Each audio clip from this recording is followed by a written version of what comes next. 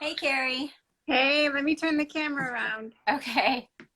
There we go. How Your are you? phone, you have to flip it the other way because you're sideways. Oh, okay. Hang on a second.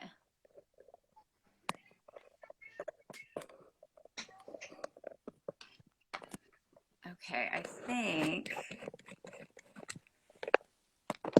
yeah, my camera holder doesn't angle that direction. Here, Ooh, hang are on. you in your one of your closet areas? I am. Oh, wow. Look at that. How beautiful. Yeah, hang on just a second. Okay,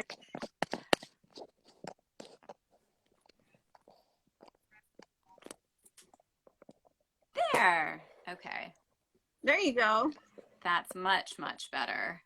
Now, I can't guarantee it's not going to fall mid-discussion, so just be prepared for an earthquake if it happens.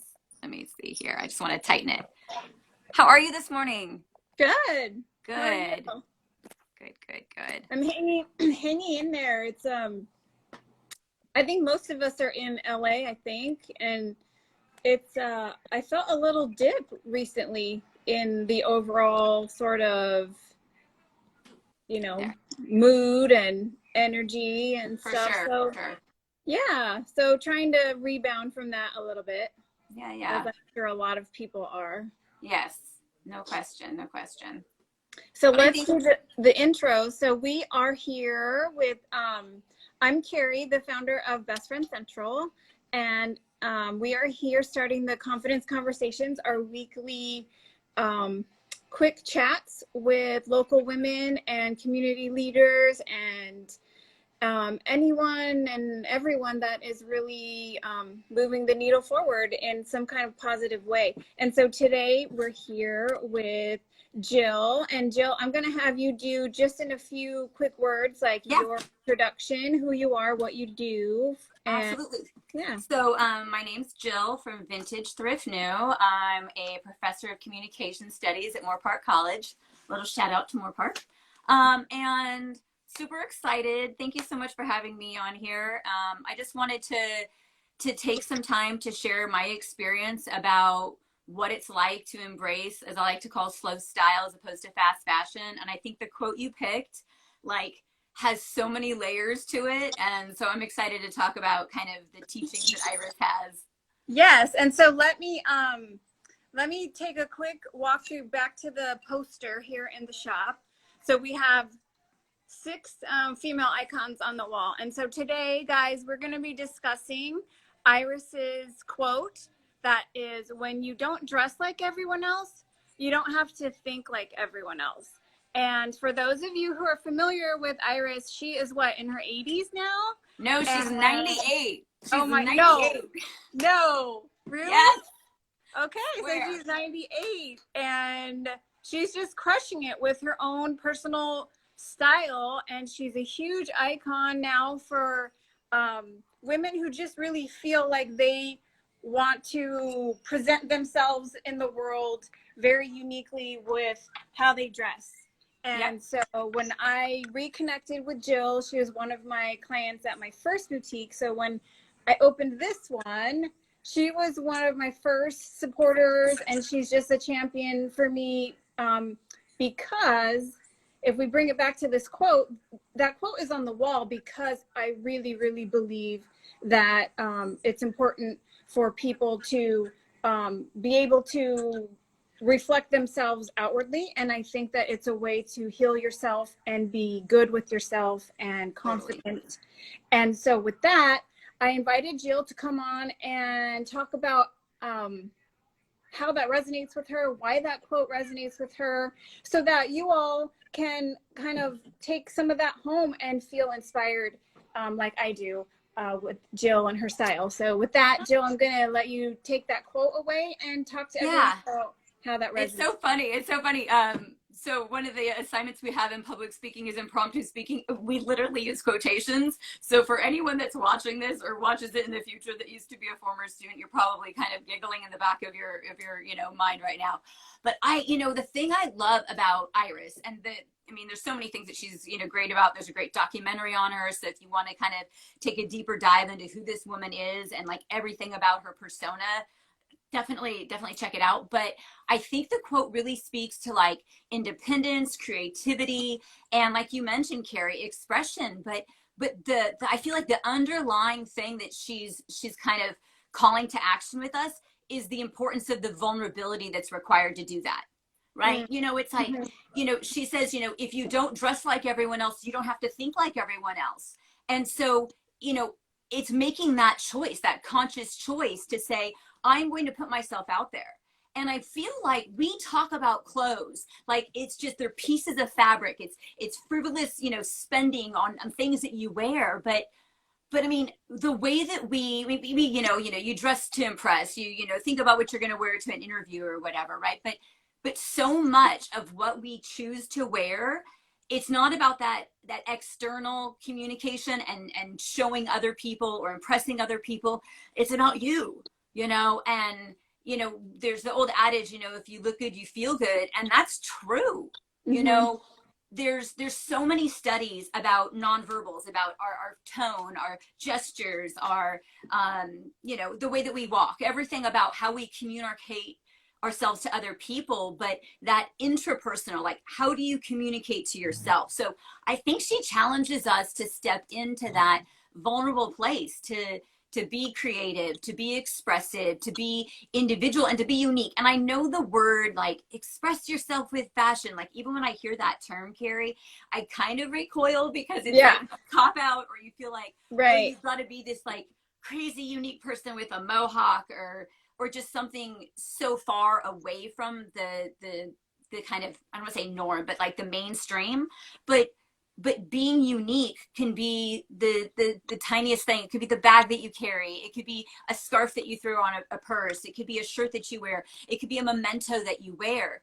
And so when she challenges us to think about how what we wear communicates to other people our unique perspective, um, she challenges us as people that are representing, like, do you walk the walk, do you talk the talk? And I honestly think that that vulnerability is why so many people fall like deep into the cavern of fast fashion, because Mm-hmm. it's not vulnerable, because it's everywhere, and every influencer and every Instagram page and every advertisement has that shirt, has those shorts, has those sneakers with the star on them, the one we all know Right. what I'm talking about, right? And It's been filtered and chosen. It's safe. yes, You're going to be okay.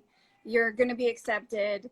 Right. exactly, spot Mm-hmm. on, that acceptance. And so to embrace, like I like to call it slow style as opposed to fast fashion, and to Right. embrace that is, it takes patience, it takes time, and it takes like thought. It's an art, and I don't mean to say it like style is an art to sound like elitist, but it takes time, it takes an eye, it takes skill. If you think of any other art form, if you think of dance, if you think of poetry, if you think of music, like it takes time to figure out how to choreograph the dance, and you got to go back and redo it. So she challenges us to, if we choose to, because I know style's not for everyone. Like I know some people are like, who cares, like I put on shorts and a t-shirt and I do other things with my energy and my time, and kudos to you for doing that.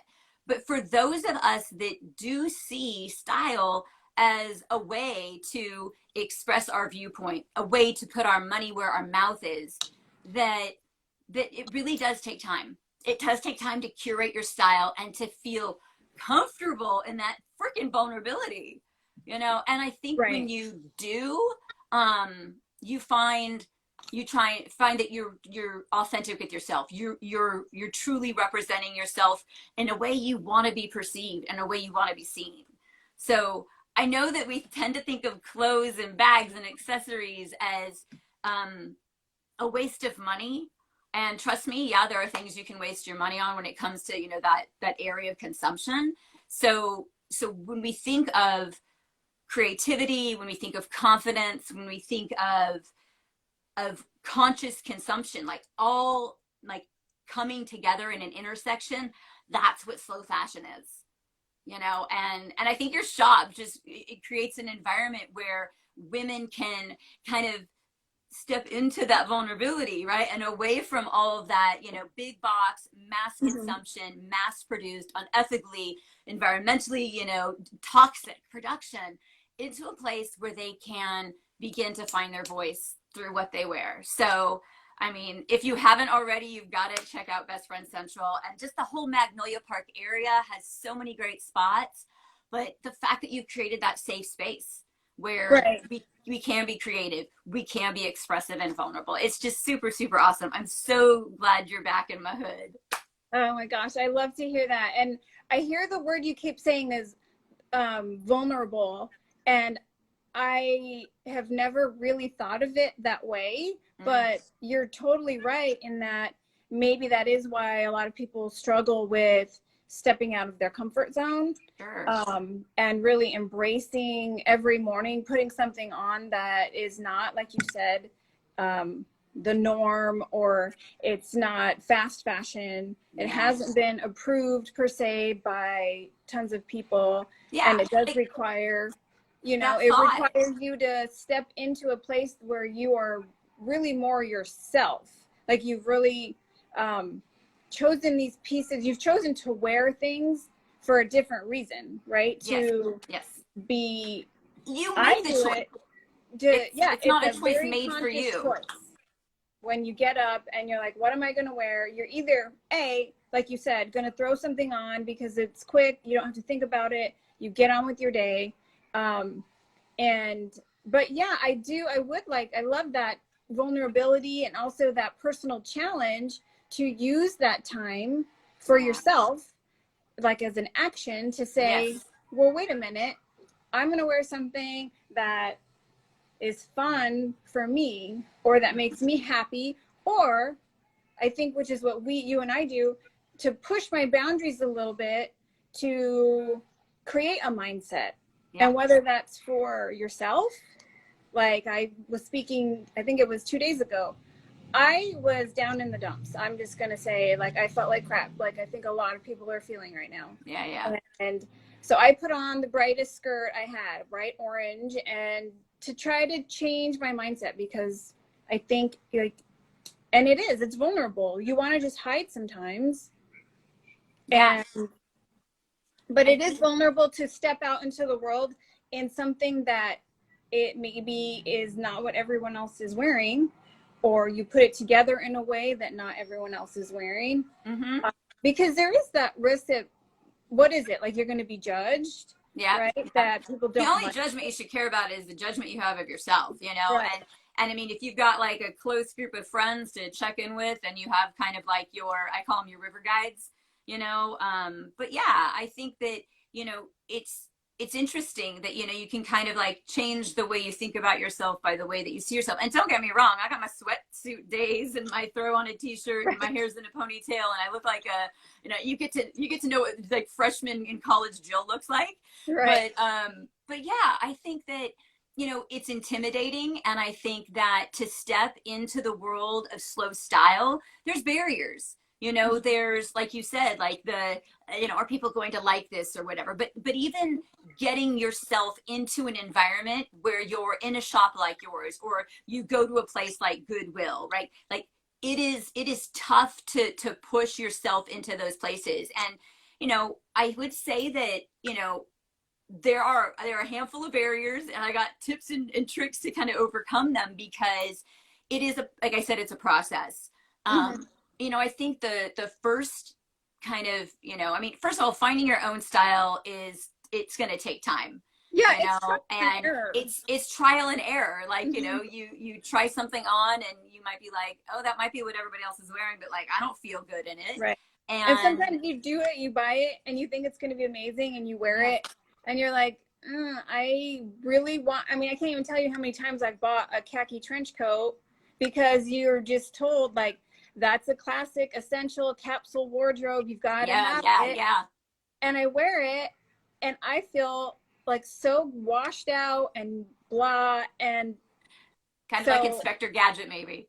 I don't know, and so it's like, yeah, it's a trial and error thing, and you try it, and then you eventually you learn the pieces that you feel you're best in. Yeah, yeah. And And I eventually think, you learn the shapes, the necklines that you feel you're best in. yep. And I think too, it's like, you know, going back to what you were saying about the approval, like if you buy something on Amazon and it's got 4,500 likes or whatever, then you're like, okay, then everybody's going to like it. Like there's this immediate like assumption that you will feel good in it. And there are times when you're like, ugh, I don't feel good in it, and you start to question, like, is there something wrong with me? But if you get outside of that cavern, right, where everybody is doing the same thing, and you're supporting a negative industry, and you push yourself to get past the ick factor. I would say that's probably the biggest barrier to getting someone to shop secondhand, is getting past the fact that these are somebody else's clothes. And I get it. Like, yes, there are some ick experiences, but I mean, I've had some ick experiences in some big box retailers. Trust me, like the dressing room is not a friendly place. But if you reframe it, right? Yes, I'm wearing somebody else's clothes. Like this was somebody else's purse that they took with them on their very first day of their job. Like there's a weird energy, like this top or this dress, like I don't know where this person wore it, but it's got like these pointy ass collars. Yeah, I mean, right? when you think whoever it was, she was a badass. And I hope so. It's like I wanted to rub off on me, Yeah. But I think if you reframe that, and you walk into, whether you go to a big, Goodwill or a thrift store, or if you step into a boutique like yours where you've kind of created and you've done the hard work of finding those special pieces, you got to kind of get past that. The second thing I would say is that people get overwhelmed when they shop secondhand, because we're so used to, like, you walk into Target, you see the shirt, it comes in every size and every color, and if it's not located here, they can ship it from 3,000 stores across the United States.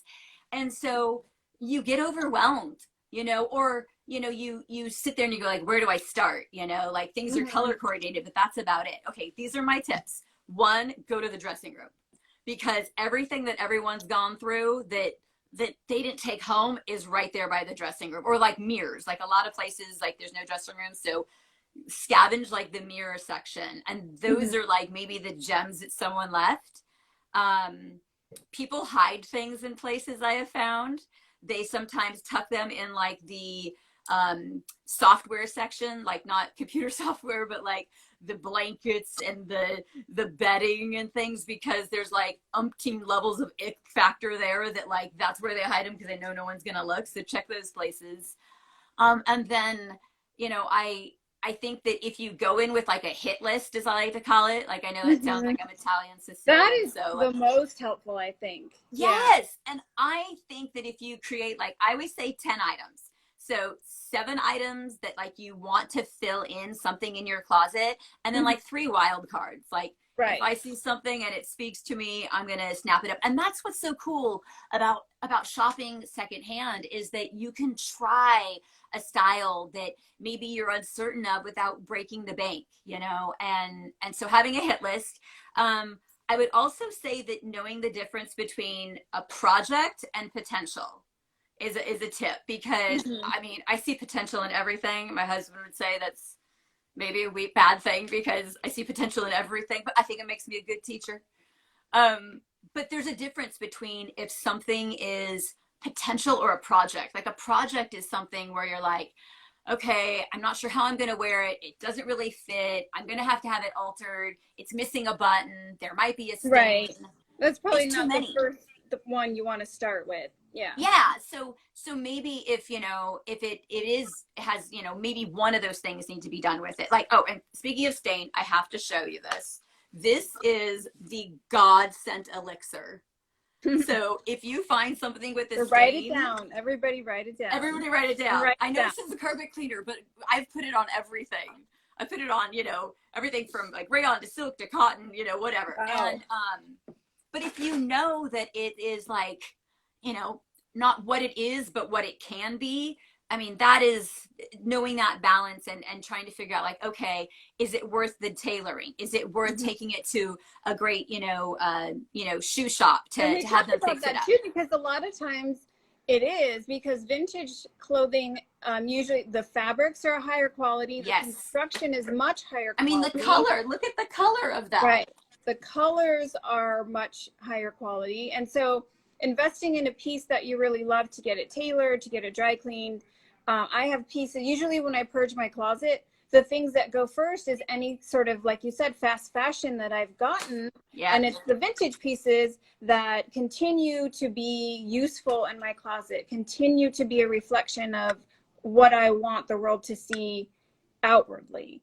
Well, it's funny. So this right here, you said like continue. So I posted this picture. I was wearing I love this that. vest. Where you just layered it. Yeah. Yes.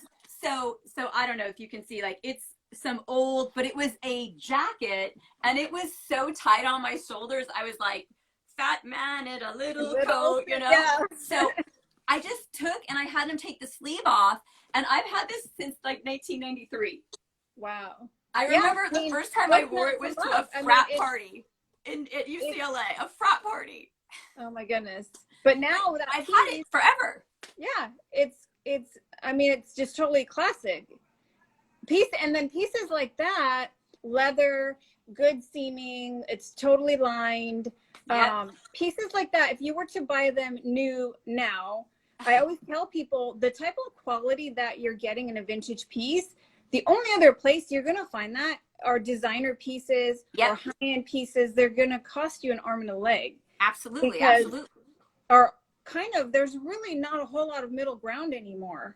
It's just go straight to the fast fashion, which usually falls apart in a couple washings and things like that. And so I do want to circle back and hear your thoughts on getting back to the quote on the part about, so we've covered when you don't dress like everyone else a little bit more. And I just want people to really have something to take away about how that connects with, then it affects how you don't have to think like everyone else. Do you think, I mean, how do you feel about that correlation, and what maybe Iris meant by that, what you means to you? That when you think, outside of kind of the mainstream, a couple of things I think happen, you know, like the people that always challenge the mainstream are the people that were thought of being, crazy. They were being unreasonable, right? You know, Galileo was persecuted because, he thought that the, sun, not the earth, was the center of the universe, I mean, this has happened for centuries, but I think that the thinking differently and the kind of the fact that the way she phrased the quotation was that if you don't dress like everyone else, you don't have to think like everyone else, versus the other way around, right? Like the thinking, like manifesting into the dressing. I think that she's trying to, if you will, kind of like trick us in a positive way, that if maybe one of the first steps you take as a individual is to step outside of the norm with the way that you dress, that you might feel more empowered, emboldened. You might feel stronger to, Carrie disappeared. But you might feel more like empowered to think differently. You know what I'm saying? So if you can take that small step of being like, all right, I'm going to dress different. I'm going to start to move away from the mainstream with just what I put on today, or the earrings that I wear, or whatever, that maybe that small step, although it's a broadcasting step, right? Because it is happening and people observe it and people see it and they perceive you as a result. But that step, maybe that is like an approachable step to take to move outside the mainstream, that then it'll manifest into you taking bolder steps to actually maybe make your actions different, maybe verbalize the things that you see differently, So I think she's sneaky, she's extremely wise and, feisty as all hell. I hope to God I'm as feisty as she is at her age. And so I love, she said one thing, I think it was in the documentary, or it was something I read about her, but she said, it's about being happy, not being well-dressed. So again, the importance of like really being good with yourself, really being good with you. and I know that there are times, you know, I would say that like even like as a professor, like what I would wear to class might be a little outside of what you typically would see your professor wear. And I had to be okay with that, you know, and Right. I had to be good with that. So I think she's challenging us to take that first step, you know, and maybe the first step the viewers, you know, or you know that we take is maybe the first step is to wear something that isn't mass manufactured, to wear something, you know, so to move your consumption outside of mainstream and to move your thought outside of mainstream. Hmm. I think she's brilliant. Yeah. No, it is. It's kind of subconscious. Like it's a little, and coming from her, you know, you just think, well, it's got to be true because she, Yeah. yeah. I mean, she's definitely someone. I mean, if you've seen her, she's, you know, she says like there are no rules. You know, you just, Right. you know, the rules. Maybe there's suggestions or ideas or you know portion and color concepts that you know we see in design, whether it's fashion or whether it's you know the Sistine Chapel, right? Right. But the rules are whatever you want to do and whatever you feel good doing. So I think she's fantastic. So I don't know if anybody watching has any questions for Jill or for myself, or has any thoughts that they've brought to the table about that quote, or about slow fashion, or about how to wear something. Because you've got Jill here, and I tell you what, like she can just make anything look amazing, and she, Thanks. yeah. I have to say, like, there's not a huge amount of people that inspire me with how they dress, because I'm already feel like I can get pretty out there sometimes, and you Aw, do it, girl. You do it. thank You bring it. you. You bring it Well, you every know, time. I think one thing that you know, the name is Vintage Thrift New. So there are some, you know, new pieces in my wardrobe because I know there are some people that all they wear is vintage, you know, and from head to toe, from hair to lip to shoes. Sorry, my dog is going crazy right now. That's Cannoli. He just wants to join in on the conversation. But for me, I like to still feather in some of the new trends, you know, Mhm. and you know, I even still try to find those new trends secondhand. And yeah, there are some, you know, things I've purchased that are, you know, from mainstream producers, but I try to limit it. I try to, Right. you know, have most of it being vintage and like most of it being thrift and a little bit of new. But I think for me, that's the kind of approachability Yeah. of things like right now like the dress I'm wearing is vintage, the bracelet, the belt, but then like the shoes are new, you know, the earrings are new or the necklace is Right. new. So I think kind of, you know, figuring out kind of what balance or whatever works for you. So Yeah. yeah, It's any like that questions? magic Oh, recipe who are for. my style icons? That's a great Yeah. question. So I would be stereotypical and say Carrie Bradshaw because you know, she was fantastic.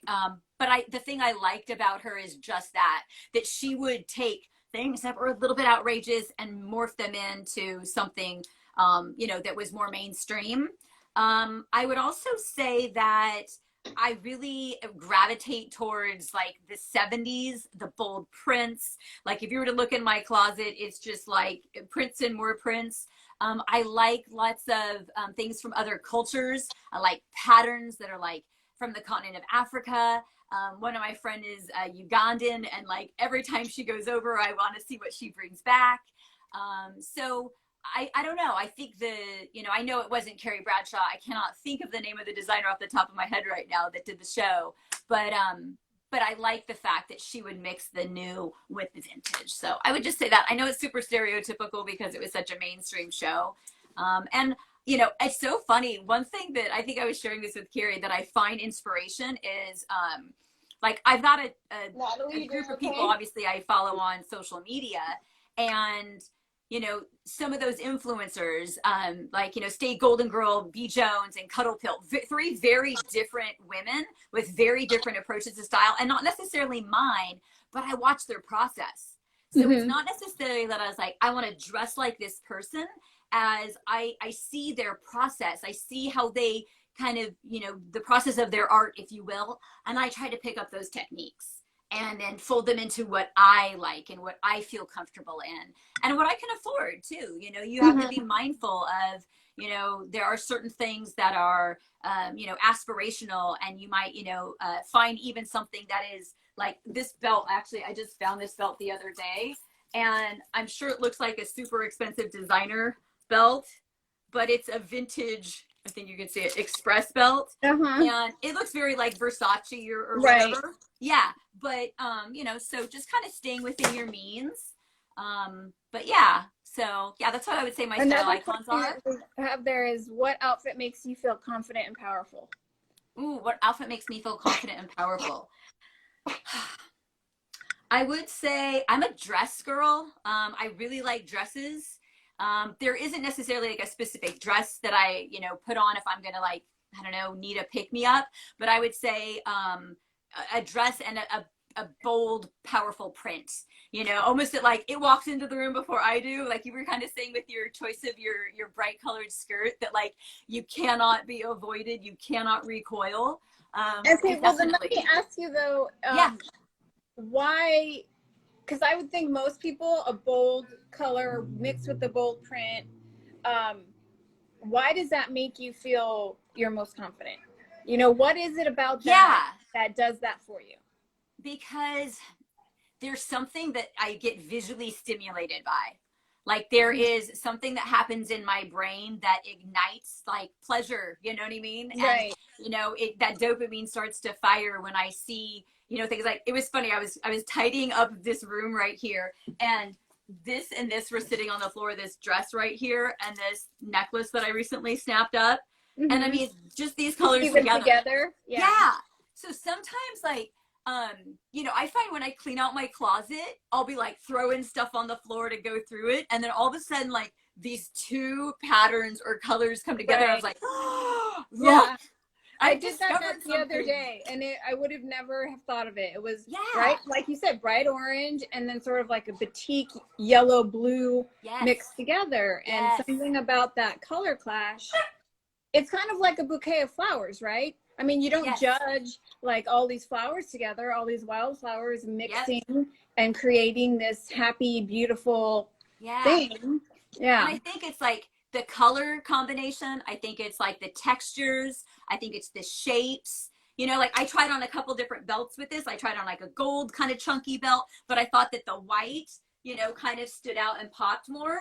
So, and like I said, it's a process, you know, like Mhm. getting dressed. Yes, there are days I'm super tired. I've been grading all night and I pick like these things I know work, or like I throw a dress on like and I go.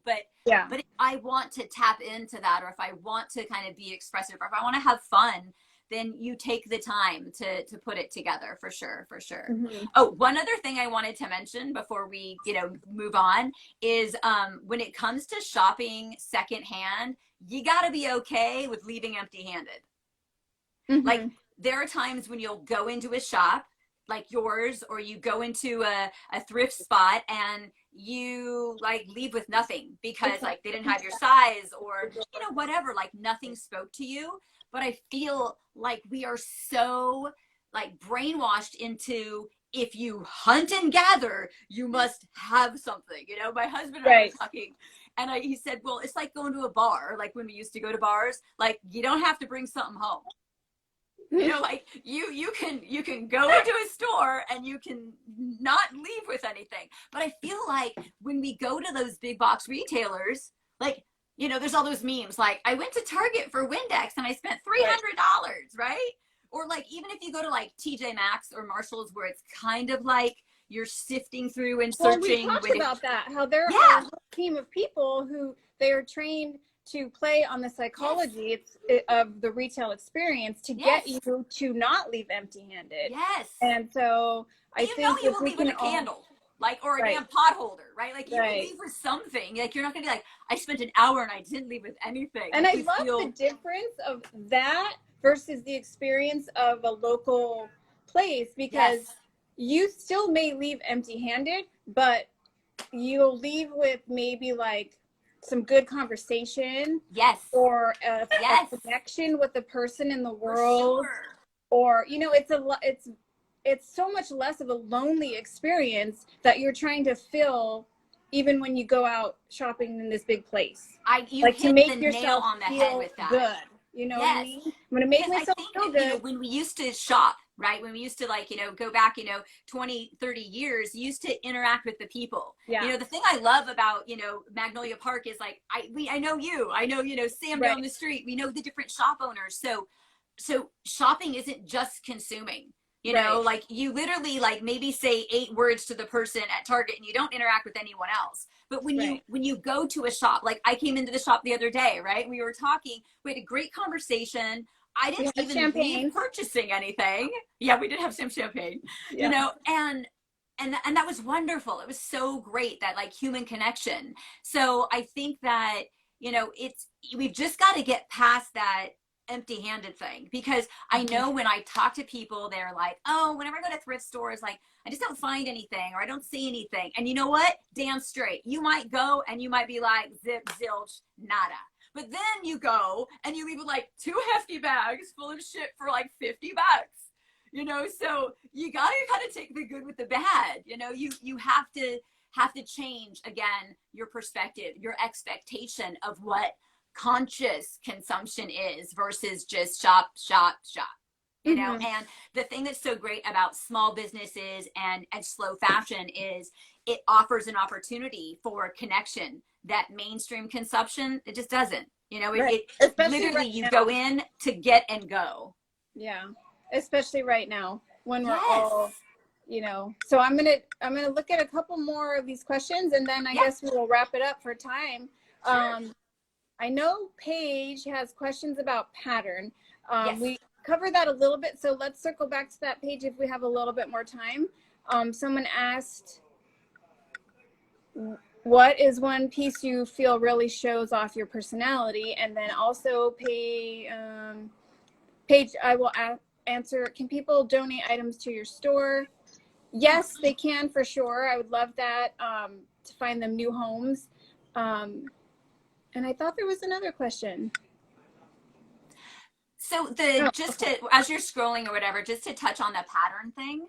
So I would say that for me, an easy way to start to work patterns into what you're wearing are scarves. And anyone that's ever met me knows, like, I got 2 big ass drawers over here full of scarves. And every time like I travel someplace, like if I go to a vintage shop, I'll if I find a scarf, that's my souvenir, because it's tiny, and like every time I see it, I get transported back to wherever that place is, you know.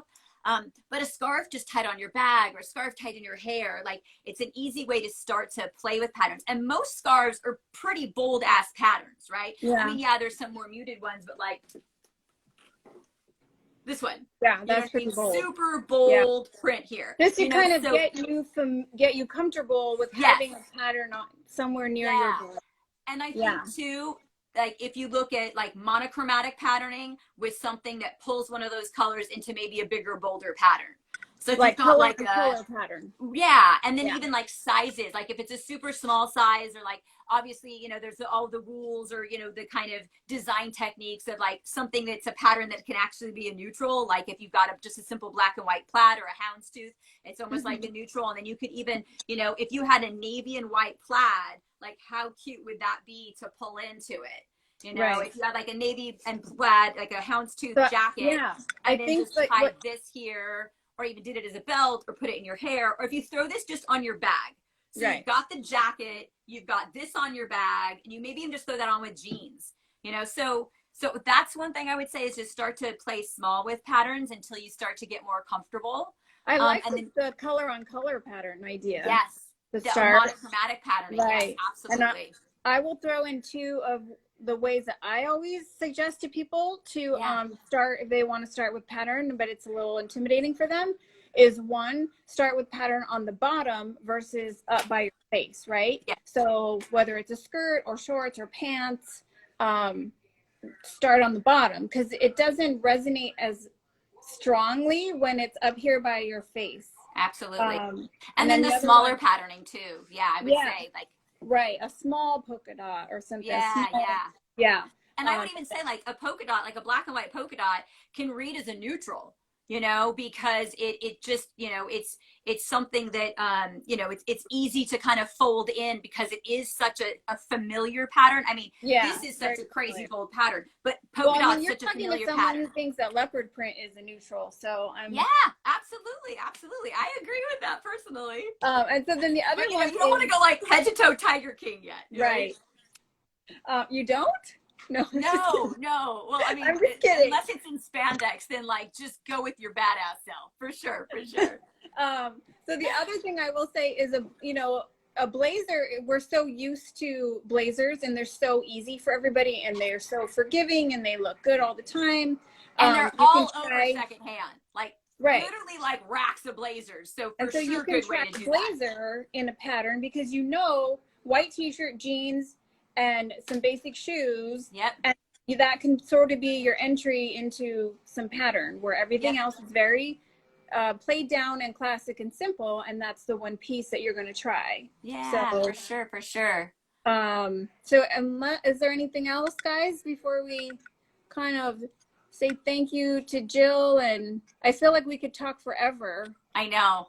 I know, If for really sure, for quickly, sure. if you want to like really quickly answer Jenna's question about what is one piece you feel really shows off your personality, unless you feel like you did You that know, my already. personality, okay, so I would say that, no, it's a good question, but I feel like, you know, when people ask like, well, what's your style? I would say it's super eclectic. And I know that's kind of like a cop out, like when everybody says like, oh, Ooh. what kind of music do you like? And you say like, oh, I listen to good music. But it is really eclectic, you know? So I would say that shows off my personality. Um, anything that's like,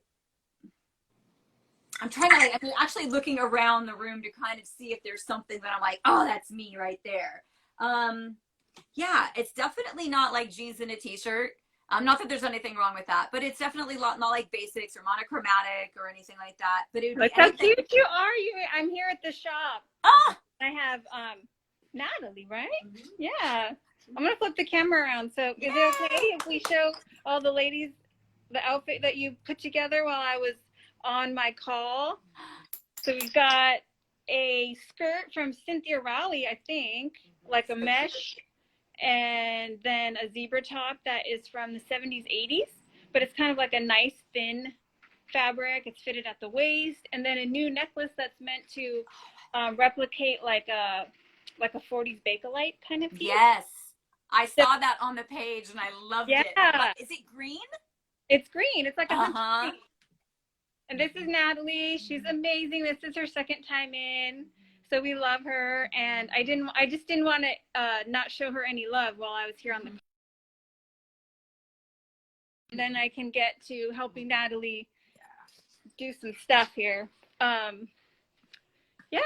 Well, I think So cute. if there's anything you guys want Jill and I to tackle on another call, I think we would love to do that, because I think between her and I, we can kind of tackle any subject, and we have so much fun. I want to invite anyone watching either live or when we archive this to come on in, and we will definitely style you. You know, if you have any obstacles or pieces that you're not quite sure what to do with, and you need to get, you need to dress like yourself so you can think like yourself, and you can not dress like anyone else so you don't have to think like anyone else, come on in and we are happy to help you and get you to that point for sure. And yeah, so I just thank you guys so much. And Jill, I can't thank you enough for being a champion for the vision that I have and wanting to really support women in their journeys to heal from the outside in. Yeah. And yeah, so And I think, I think just kind of, if you think about that style is something that is powerful and is purposeful, and it's not something that, absolutely it can be mindless and frivolous. Don't get me wrong, right? But if you approach it with purpose, and with passion, I think that you'll start to think about getting dressed in the morning as something beyond functionality. And that kind of sets your day. I mean, it's interesting to think about. It's really the first choice you make when you wake up, like outside of like grabbing a cup of coffee or some green tea or whatever you drink in the morning, right? Taking your vitamins and a shower. Like most of those things we just do. You wash your hair, you brush your teeth. It's subconscious. Right. So your choice of what to wear is the first choice you make. So, you know, yeah, think about it. Love it. Enjoy the fact that you have that choice. Love it. That's what we're going to go with today. Tomorrow, I give you the challenge. Tomorrow or today, if you're not just for today, make that decision something that Absolutely. So thank you, Jill, so much for being with us today at Best Friend Central. You guys, Jill, go ahead and share your handle real quick if anybody wants to follow your. Yeah, it's just one word, Vintage Thrift New. So kind of the way my closet is. Perfect. Thank you again, Jill. And again, I invite all you guys to come and be supported here at Best Friend Central in Magnolia Park, Burbank. All right, Jill, I will see you soon.